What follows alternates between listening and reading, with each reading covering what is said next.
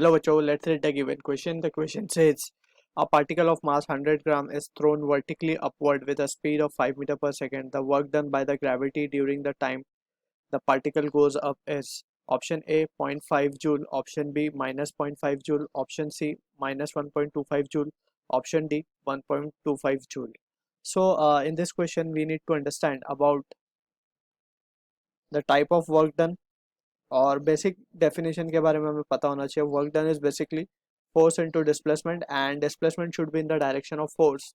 Alright, और यहाँ पे also we can understand if both force and displacement are in the same direction, that is force vector और displacement if दोनों same direction में, so work done can be written as F S and it is positive, right, क्योंकि actual formula जो work done का हम लिखते हैं that is F S cos theta, right, where theta is the angle between force and displacement vector. So ये generalized formula है. So इसी से the result derived, like ये अगर हम देखें तो theta 0 हो जाएगा. So this comes out to be fs जब दोनों force और displacement are in the same direction. लेकिन अगर force और displacement opposite direction में हो जाए, so in that scenario we can say angle between them will be 180 और force की value आ जाएगी minus fs, right? So that in that case force will be work done will be negative. अब also we need to understand के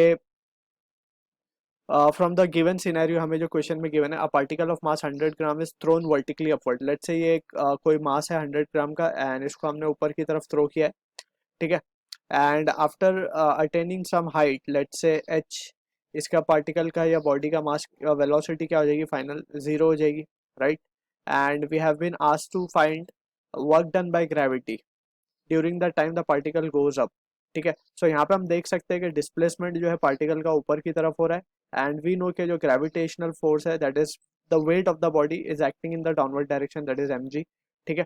सो अब यहाँ पे हम देख सकते हैं दोनों के बीच का angle, this is the displacement and this is the force, right. So दोनों के बीच का एंगल कितना है, 180 डिग्री.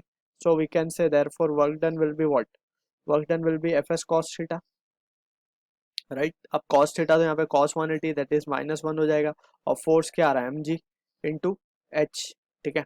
सो फ्रॉम दिस यहाँ पे हम क्या लिख सकते हैं कि 100 ग्राम मास है दैट मीन 0.1 kg हो जाएगा और माइनस लगाना है हमें यहाँ पे, और ये 9.8 ले लेते हैं g की वैल्यू, और h हमें कितना गिवन है, h हमें स्पीड गिवन है दैट इज 5 मीटर पर सेकेंड से हमने इसे फेंका है, ठीक है. सो यहाँ पे we can say this h को हम let's suppose, so we need to also calculate the value of h in order to get the value of work done, right. So h के लिए हम क्या कर सकते हैं, we can use the kinematical equation, that is third kinematical equation, that is v square equals to u square plus 2as. अब final velocity तो zero है, इनिशियल वेलोसिटी हमें गिवन है 5 मीटर पर सेकेंड जिससे इस बॉल को हमने फेंका है, ठीक है ना. सो यहाँ पे हम क्या कर सकते हैं, फाइनल जीरो है और वी कैन क्लियरली सी जो acceleration due to gravity it is in the downward direction and displacement is in the upward direction. So हम लिख सकते हैं u square will be equals to, एक ही जगह हम जी डाल देंगे because acceleration is due to gravity, यहाँ पे आ जाएगा 2gs, राइट. सो यहाँ से वी कैन से 25 5 का square 25 upon 2g will be equals to s.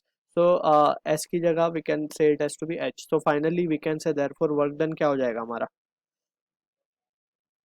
Work done will be equals to -0.1 into, इसको g रख देते हैं 9.8 की जगह because it will get cancel out, 25 divide by 2g. So यहाँ से हम देख सकते हैं जी will get cancel and the result comes out to B